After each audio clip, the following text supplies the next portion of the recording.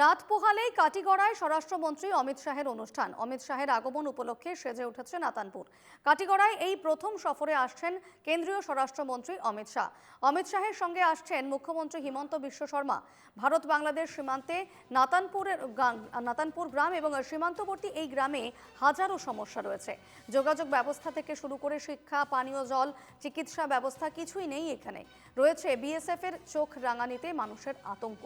কেন্দ্রীয় স্বরাষ্ট্রমন্ত্রীর অনুষ্ঠানের আগে কি কি দাবি রয়েছে গ্রামবাসীদের, এ নিয়ে সরাসরি জানাচ্ছেন আমাদের সঙ্গে এই মুহূর্তে সরাসরি কথা বলবো। তবে তার আগে আরও একবার জানিয়ে রাখবো, শুক্রবার কাটিগড়ায় কেন্দ্রীয় স্বরাষ্ট্রমন্ত্রীর অনুষ্ঠান রয়েছে এবং কাটিগড়ার নাতানপুরে আসছেন কেন্দ্রীয় স্বরাষ্ট্রমন্ত্রী, সঙ্গে যাবেন মুখ্যমন্ত্রী হিমন্ত বিশ্ব শর্মা। কেন্দ্রীয় স্বরাষ্ট্রমন্ত্রীর আগমন উপলক্ষে সেজে উঠেছে নাতানপুর এবং সেক্ষেত্রে যে নাতানপুর একেবারে অজগ্রাম বলে জানা যায়, যেখানে বিদ্যুৎ পরিষেবা নেই, ন্যূনতম পানীয় জলের ব্যবস্থাটুকু নেই, যোগাযোগ ব্যবস্থা নেই, সেই নাতানপুরে এবার কেন্দ্রীয় স্বরাষ্ট্রমন্ত্রীর আগমন উপলক্ষে সাধারণ মানুষ তাদের উৎসুকতার শেষ নেই।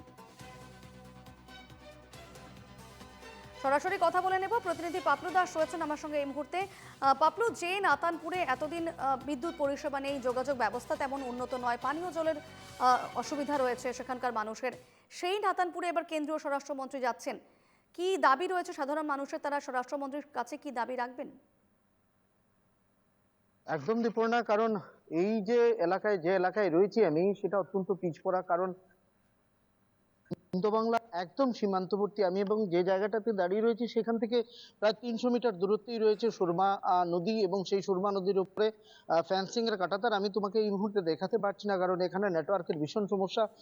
এবং এই যে উৎসব বলবো এটাকে, কারণ এটাকে কেন্দ্র করে আমরা দেখতে পাচ্ছি গোটা সীমান্ত এলাকায় একটা তীব্র মানুষের মধ্যে উৎসাহ দেখা দিয়েছে। এবং বিশেষ করে পিচপোড়া অঞ্চল, গোটা কাছাড় জেলার একদম পিচপোড়া অঞ্চল, কাটিগড়া সীমান্তবর্তী এই গ্রামগুলি, প্রায় 8 থেকে 10 খানা গ্রাম রয়েছে, রেভিনিউ ভিলেজ রয়েছে, এবং প্রতিটি ভিলেজের যোগাযোগ ব্যবস্থা অত্যন্ত বেহাল, অত্যন্ত শোচনীয় অবস্থা স্বাস্থ্য ব্যবস্থা।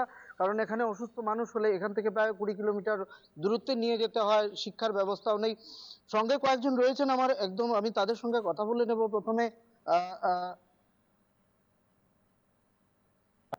শান্তনু বাবু, কি কি সমস্যা রয়েছে আপনাদের? আমাদের সমস্যা রয়েছে, আমরা রোগী নিয়ে হসপিটালে গেলে কোনো ডাক্তার পাওয়া যায় না। এরপরে যদি যাওয়া হয় তো 15 কিলোমিটার দূরে যাওয়ার সময় আমরা রোগী অনেক ছেলে সন্তান মারা যায়।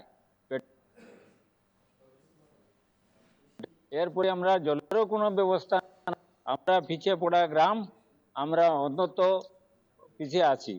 এখন যে প্রোগ্রামটা হইতেছে, আমরা প্রোগ্রামের দিকে আশাবাদী যে আমরা রাষ্ট্রপতি আসবেন, চেষ্টা করে দিবেন, আমরা দাবি জানাচ্ছি ওটাও।